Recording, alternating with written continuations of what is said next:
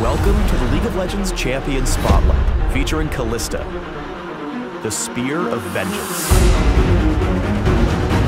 We will not be at the mercy of those who hide behind magic.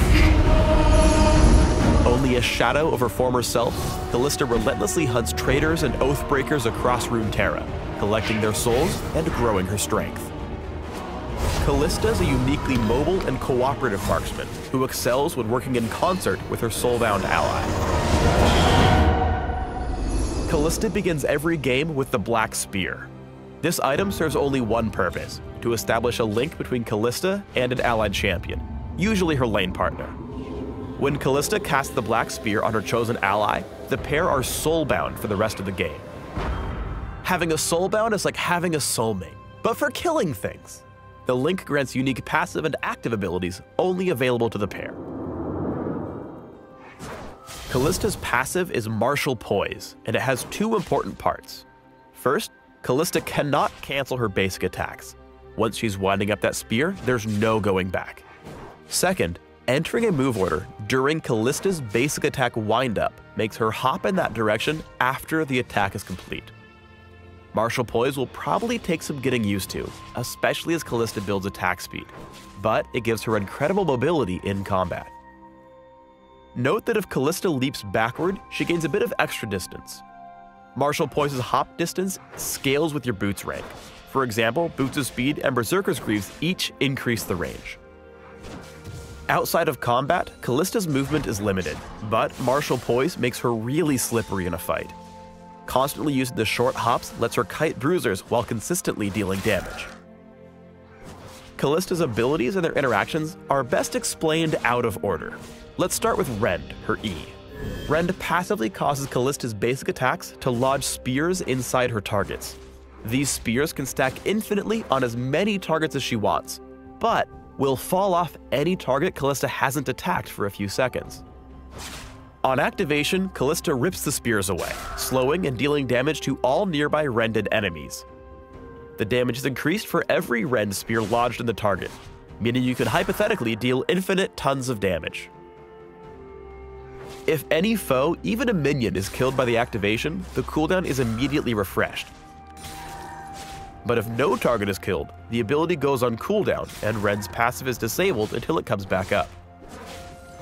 Rend has a considerably low mana cost, making it an efficient tool for last hitting and shoving lanes at all phases of the game. Kalista's W, Sentinel, has a passive and an active. The passive only works with Kalista's soulbound partner in crime.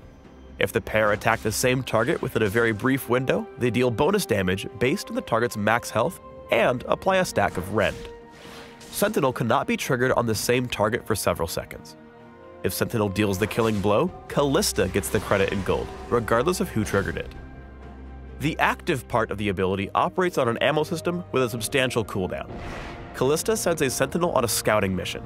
Sentinels patrol back and forth between Kalista's initial cast location and the targeted area a few times before expiring.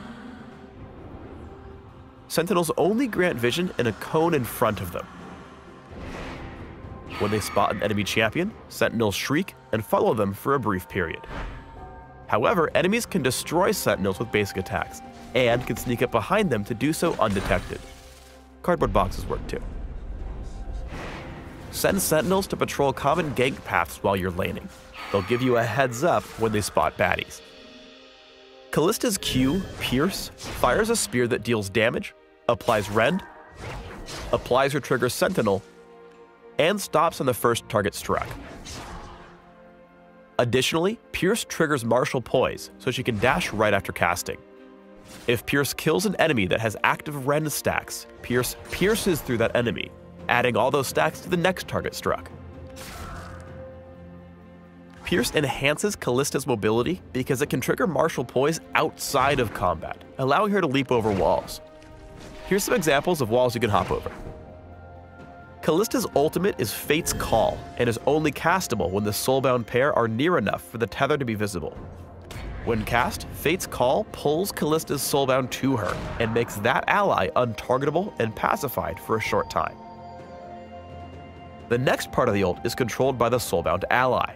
After a moment, the Soulbound could right-click to launch themselves in any direction, causing an AoE knockup on impact before rebounding slightly. Basically, Kalista says when, and her Soulbound ally says where.